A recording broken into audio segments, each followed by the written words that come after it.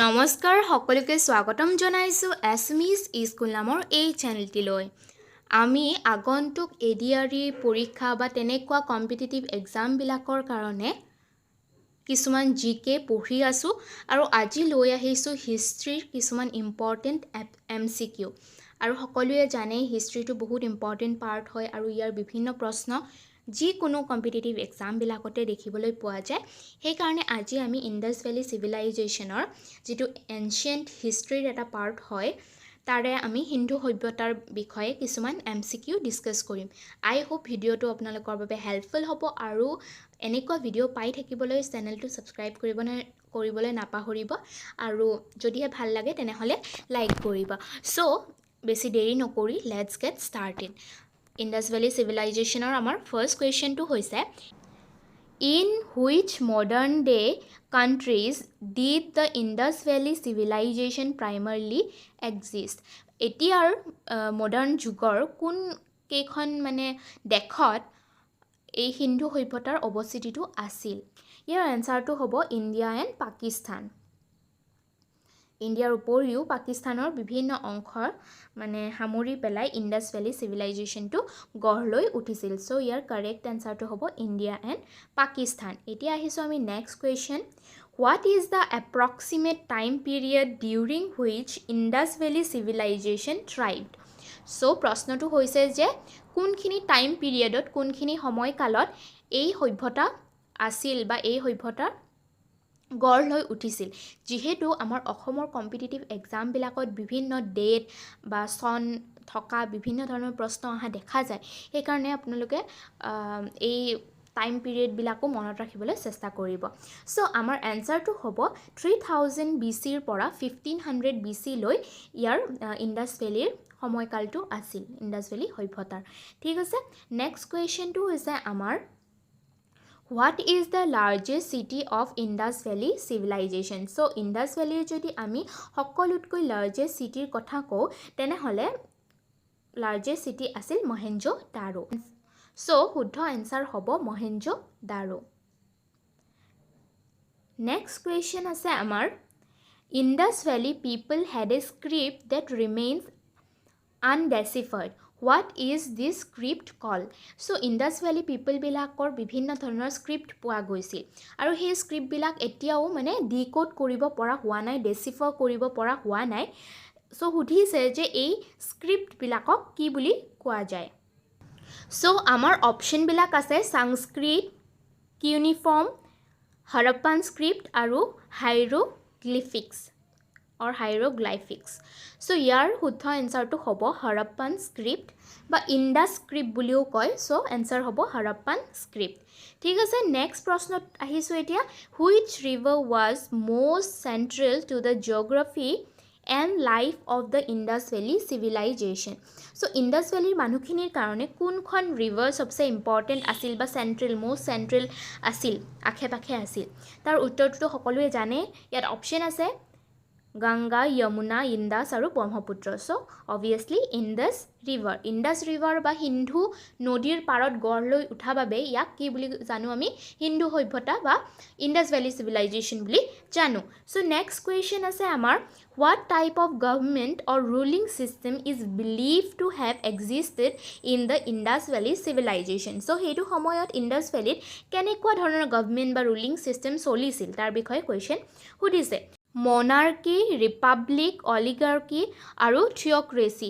তো ইয়াৰ শুদ্ধ উত্তৰটো হ'ব থিঅ'ক্ৰেচি। থিঅ'ক্ৰেচি মানে হৈছে য'ত প্ৰিষ্টবিলাকে ৰাজত্ব কৰে বা প্ৰিষ্টবিলাকে বিভিন্ন ধৰণৰ নীতি নিয়ম ৰুলছবিলাক দিয়ে in the name of god.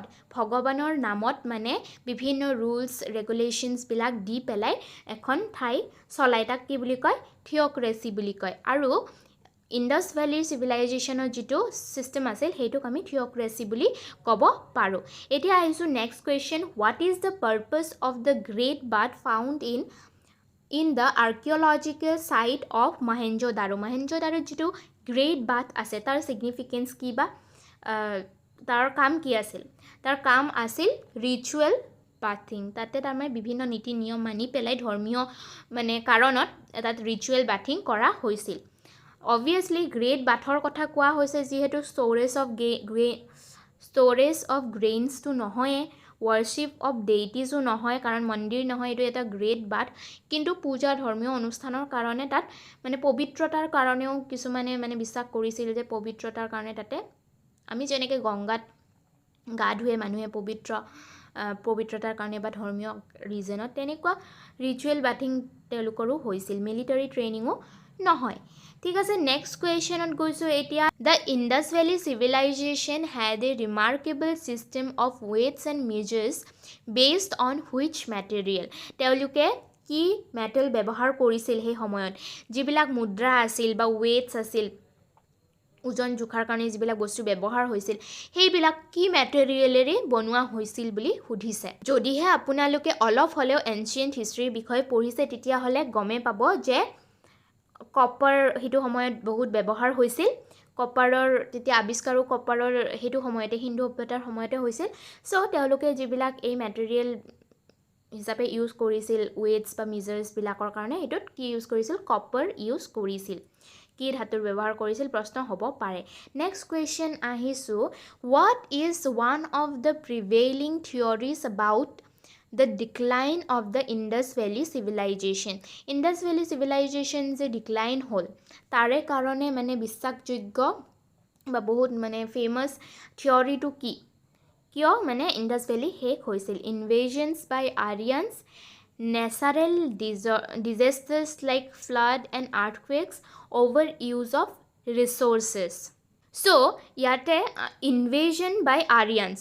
চ' আমি যেতিয়া পঢ়োঁ সেইটোৰ বিষয়ে, হিন্দু সভ্যতাৰ বিষয়ে, তেতিয়া আমি বিভিন্ন ৰিজন পাইছিলোঁ যে ইনভেডাৰ্ছবিলাকে আক্ৰমণ কৰাৰ বাবে হয়তো এই সভ্যতা ধ্বংসৰ পথত আহিছিল, বা নেচাৰেল ডিজাষ্টাৰৰ কাৰণেও মেবি আহিছিল, ইয়াৰ ধ্বংস হৈছিল। তাৰ উপৰিও over use of resources, because তাতে কি হৈছিল, এখন উন্নত মানে নগৰীকৰণ ব্যৱস্থা আছিল আৰু তাতে বহুত মানে ৰিচোৰ্চবিলাকৰো ব্যৱহাৰ হৈছিল। চ' আমি কি ক'ব পাৰোঁ? অল অফ দ্য এবভ, গোটেইকেইটা ৰিজনৰ কাৰণে ডিক্লাইন হোৱা বুলি ক'ব পাৰি। ঠিক আছে, নেক্সট কুৱেশ্যন আছে, the Indus valley people are believe to have traded with which ancient civilization as evidence by seals found in Mesopotamia. So' সুধিছে যে মেছ'পটেমিয়াত বহুত চিলছ আৰু মুদ্ৰা এইবিলাক পোৱা গৈছিল ইণ্ডাছ ভেলী পিপলৰ, আৰু সুধিছে যে সেই সময়ত ইণ্ডাছ ভেলীৰ মানুহখিনিয়ে কাৰ লগত বাণিজ্য কৰিছিল। চ' ইয়াৰ উত্তৰ হ'ব চুমেৰিয়ান পিপলৰ লগত বাণিজ্য কৰা মানে এভিডেন্স পোৱা যায়। নেক্সট কুৱেশ্যনত আহিছোঁ এতিয়া, the Indus valley civilization had a high level of urban planning and sanitation as seen in their use of pyramids, great walls, ziggurats and well-planned cities with drainage system. এইটোৰ এনচাৰটোতো আমি সকলোৱে জানোৱে যে well planned cities with drainage system. তাৰে পৰাই আমি ক'ব পাৰোঁ যে তেওঁলোকৰ নগৰীকৰণৰ ব্যৱস্থাটো বহুত উন্নত আছিল। আৰু যেতিয়াই আমি হাৰপ্পান চিভিলাইজেশ্যন বা ইণ্ডাছ ভেলী চিভিলাইজেশ্যনৰ কথা কওঁ তেতিয়া ইয়াৰ ৰাস্তাবিলাক আৰু ড্ৰেইনেজ ছিষ্টেমৰ কথা আহে। তাৰ উপৰিও গ্ৰেট বাথ আৰু গ্ৰেট গ্ৰেনেৰীৰ কথা আহে। গ্ৰেট গ্ৰেনেৰী মানে ভঁৰাল, যিটো ডাঙৰ ভঁৰাল আছিল সেইটোৰ কথা। নেক্সট কুৱেশ্যনত আহিছোঁ এতিয়া, what is the name of the religious symbol frequently found on Indus valley seals? আৰু এই ইণ্ডাছ ভেলীৰ যিবিলাক মুদ্ৰা আছিল সেই মুদ্ৰাবিলাকত কি ৰিলিজিয়াছ চিম্বল ফ্ৰিকুৱেণ্টলি ইউজ হৈছিল বা বহুত ব্যৱহৃত আছিল? তো তাৰ এনচাৰটো হ'ব স্বাস্তিকা। কুৱেশ্যনত আহিছোঁ এতিয়া, which animal is often depicted on Indus valley seals and is believed to have had cultural and religious significance? So কি জীৱ জন্তুৰ মানে কালচাৰেল এণ্ড ৰিলিজিয়াছ ছিগনিফিকেঞ্চ আছিল হৰপ্পান কালচাৰত? চ' ইয়াত আমাৰ অপশ্যন আছে elephant, cow, tiger and horse. টাইগাৰটো নহয়, নগৰীকৰণ ব্যৱস্থা আছিল, টাইগাৰৰ কথা ইমান উল্লেখ নাথাকে, হৰ্চৰ কথাও বহুত বেছি উল্লেখ নাথাকে, আৰু যিহেতু ৰিলিজিয়াছ পাৰ্পাছত সুধিছে, কালচাৰেল ছিগনিফিকেঞ্চৰ কথা সুধিছে, সেইকাৰণে এনচাৰটো হ'ব কাউ। বিকজ আমি এতিয়াও কাউক মানে হলি এটা এনিমেল বুলি যিহেতু বিশ্বাস কৰোঁ, সেই সময়তো তেনেকুৱা বিশ্বাস আছিল। তাৰ উপৰি বুলছবিলাকৰ ড্ৰয়িংছবিলাক তেওঁলোকে চিলছবিলাকত ব্যৱহাৰ কৰিছিল। নেক্সট কুৱেশ্যনত আহিছোঁ এতিয়া what evidence suggest that the Indus Valley people had a sophisticated trade network. এই ইণ্ডাছ ভেলী পিপলৰ বহুত মানে উন্নত মানৰ যিবিলাক ট্ৰেড নেটৱৰ্ক আছিল বাণিজ্যিক যিবিলাক কানেকশ্যনছ আছিল বহুত উন্নত মানৰ আছিল সেইটো আমি ক'ৰ পৰা গম পাওঁ কি এভিডেন্স মানে পাওঁ এক্সটেনচিভ ৰোড ছিষ্টেমৰ পৰা পাওঁ ইউজ অফ অক্স ড্ৰোন কাৰ্টছৰ পৰা পাওঁ ৱেল ডেভেলপ পৰ্টছ এণ্ড হাৰ্বাৰ্ছৰ পৰা পাওঁ ইয়াতে ৰোড ছিষ্টেমৰ কথা কোৱা হৈছে কাৰ্টছবিলাকৰ কথা কোৱা হৈছে গৰু মহে টানা সেইবিলাক কাৰ্টছ বা কঢ়িয়াই নিয়া যিবিলাক গাড়ী থাকে সেইবিলাকৰ কথা কোৱা হৈছে ৱেল ডেভেলপ পৰ্টছ এণ্ড হাৰ্বাৰ্ছ সাগৰীয় অঞ্চলবিলাকত বা নদীৰ আশে পাশে বিভিন্ন পৰ্টছ আৰু হাৰ্বাৰ্ছৰ কথা কোৱা হৈছে চ' ইয়াৰ এনচাৰটো হ'ব all of this because Indus ভেলীৰ কথা ক'লে ইহঁতৰ মানে ৰাস্তা ঘাটবিলাকতো বহুত ভাল আছিলে তাৰ উপৰিও পৰ্টছবিলাকো বহুত উন্নত মানৰ আছিল ঠিক আছে Next question, which of the following was a major crop cultivated by Indus Valley people? Rice, wheat, corn and millet. ইয়াৰে সকলোতকৈ বেছি মানে কোনটো শস্যৰ খেতি বেছিকৈ কৰা হৈছিল মিলেটৰ কথাটো উল্লেখ নাই আমি বেছিভাগ মানে শস্যৰ কথা ক'লে ইণ্ডাছ ভেলীৰ ৰাইচ উৎপন্ন হৈছিল হুইট উৎপন্ন হৈছিল তাৰ উপৰিও কৰ্ণ উৎপন্ন হৈছিল আৰু সকলোতকৈ বেছি উৎপন্ন হৈছিল wheat Okay. Then next question, what is the name of the citadel-like structure in Mohenjo-daro believed to be public building? এটা তেওঁলোকৰ মানে পাব্লিক বিল্ডিং আছিল যাক চিটাডেল বুলি ক'ব পাৰি বা চিটাডেলৰ নিচিনা আছিল য'ত বিভিন্ন ধৰণৰ এডমিনিষ্ট্ৰেটিভ কাম হৈছিল So সেইটো কি বুলি কোৱা কৈছিল what was the name of the citadel-like structure found in Mohenjo-daro আৰু সেইটোৰ নাম আছিল জিগৰাট Okay, জিগৰাট মনত থাকিব গ্ৰেনেৰী নহয় গ্ৰেনেৰী মানে ভঁৰাল টেম্পল মানে মন্দিৰ পেলেচ মানে মহল তো ইয়াতে এটা মানে পাৰ্টিকুলাৰ নামৰ কথা সুধিছে সো এনসাৰটো হ'ব জিগৰাট তাৰপিছত আহিছো next what is the name of the important archaeological site in Gujarat India known for its ancient dockyard তো ইয়াৰ এনসাৰটো হ'ব লোথল ওকে লোথলটো মানে বহুত ফেমাস হয় গুজৰাটত আছে লোথল আৰু যেহেতু বেছিভাগ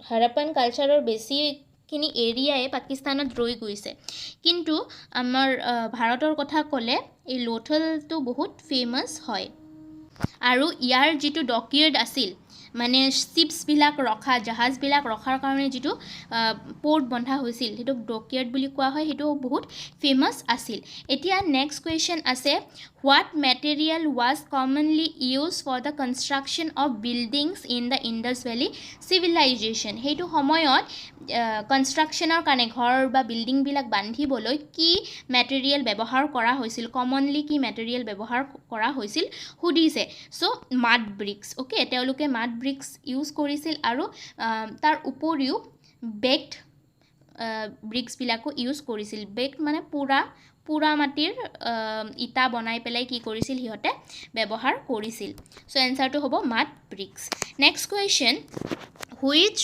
of the following metals was known to the Indus Valley people and used for various purposes?